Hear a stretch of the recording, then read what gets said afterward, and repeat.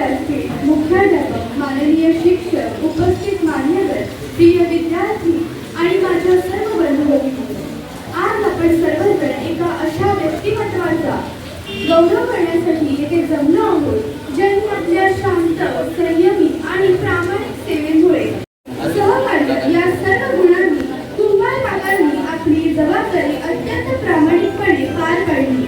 आजचा हा निरोप म्हणजे शेवट नाही, तर आयुष्याच्या नव्या आणि आनंददायी पर्वाची सुरुवात आहे.